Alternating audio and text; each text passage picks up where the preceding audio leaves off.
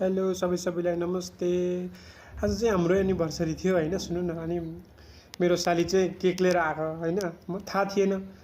अनि म चाहिँ फुत्त अनि ढोका ड्याङ गरेर सुनेर गेट खोल्न गएको। गेटमा ओ माई गड, गेट पुगेको, ठ्याक्क गेट पुगेर अब म ढोका खोल्छु। हेर्नु है के हुन्छ। म ढोका खोल्दैछु, के हुन्छ सबैले हेर्नु होला है, रमाइलो गर्नु। ड्याङड्याङको आवाज आइरहेको थियो। म चाहिँ को आएछ भनेर ढोका खोल्न गएको। एक्कासी मेरो मुखमा चाहिँ सरर स्प्रे आयो। म त कसले के गरेछ भनेर एकछिन तड्पेँ। अनि मलाई हानेर अनि बुढीलाई हार्नको लागि साली चाहिँ घरभित्र जाँदैछ नि।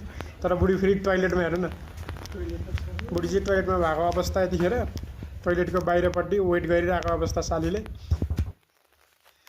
कस्तो हामीलाई कस्तो रमाइलो भयो, कस्तो सरप्राइज भयो कि एकदम। हेर्नु न, मेरो बुढीलाई कस्तो अप्ठ्यारो लागिरहेको छ, रुने जस्तो भइरहेको छ। यस्तो सरप्राइज 23 वर्षको चाहिँ एनिभर्सरीको सरप्राइज सालीलाई धेरै धेरै धन्यवाद। धेरै दुःख गरेको